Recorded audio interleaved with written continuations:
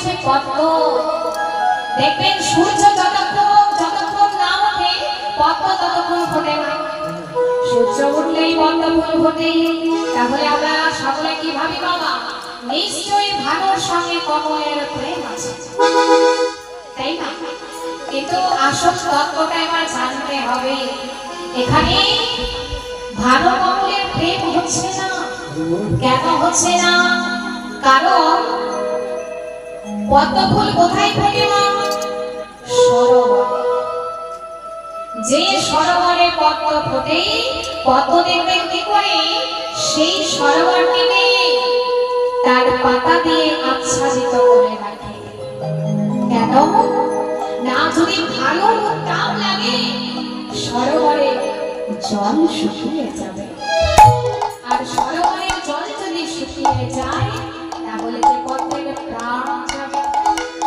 তাহলে এখানে পদ্ম ফুল ফোটে কেন? নিজের প্রাণ বাঁচানোর জন্য। নিজের প্রাণ বাঁচানোর জন্য পদ্ম ফুল সূর্য উঠলেই ফোটে থাকে। তাহলে এখানে ভানু কমলের প্রেম হলো না। এখানে তো কোনো প্রেম হলো না, একতরফা কোনো প্রেম হয়। তাই বড় কথা বলছি না না, আরেকটা জিনিসের তুলনা দেওয়া হয়েছে। তার সেটা কি? কুসুমে মধুমে কহে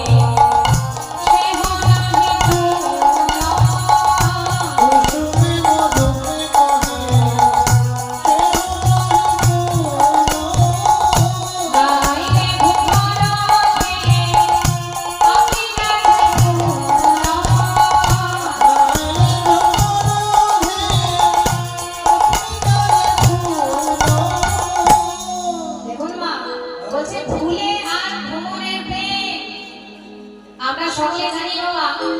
দেখবেন ফুল যেখানে ফুটুক না কেন, কেউ যাক বা না যাক, ভ্রমর কিন্তু আসবে। এবার ভ্রমর কি করে বাবা? ফুলের মধু খায়, তাই না বাবা? তা ফুলের যে মধু খায়, ভ্রমর আসে ফুলের কাছে। ফুল কি কখনো ভ্রমরের কাছে যায়? ফুল তো ভ্রমরের কাছে কখনো যায় না। তাহলে এটা কি প্রেম? এটা কোনো প্রেমের নিয়ম হলো না? এটাও একতরফা হয়ে গেল। এটাও প্রেম নয়। ফুলে ভ্রমরের প্রেম হলো না। তাই পদকর্তা সর্বশেষ বর্ণনা করেছে, বলছে একটি জিনিসের সঙ্গে রাধা গোবিন্দের প্রেমের কিঞ্চিত মিল আছে।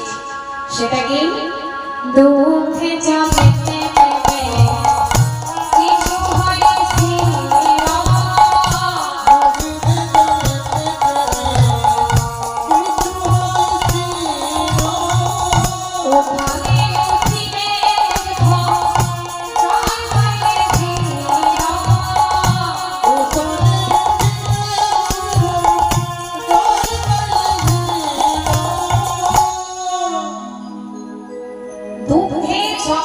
আর জলের প্রেম। দুধ আর জল কেমন ভাবে বর্ণনা করেছে?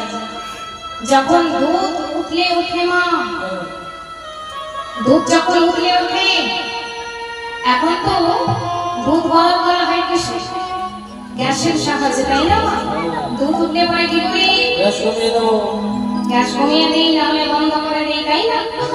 কিন্তু আগেকার মা যারা আছে তারা একটু ভালোভাবে বুঝতে পারবে। যখন উনুনে দুধ গরম করা হয়, ওই দুধ যখন উঠলে ওঠে, সেই দুধকে শান্ত করবার জন্য আগেকার মায়েরা একটি জিনিস করতেন। দিদিরে সামান্য জল, ওই যে উঠলে ওঠা মাত্রই সামান্য জল দেওয়া, ওই যে শান্ত ভাব বাবা, এই শান্ত ভাব এখানে রাধা গোবিন্দের প্রেমের কিছুটা স্থায়িত্ব দাতা করে। এখানে রাধা গোবিন্দের প্রেমের কিছুটা দেখা যায়, কিছুটা স্থায়িত্ব। তাই বড়বারটা বললে বলছে রাধা গোবিন্দের প্রেম কখনো তুলনার নয়। তাই অপরিত কৃষ্ণ প্রেম যিনি জগন্নাথ হে, এনা প্রেম নিরকে না হয়, যদি হয় তার চোখ, না হয় তার বিয়োগ। বিয়োগ হইলে কেহ নাচে, বিদায়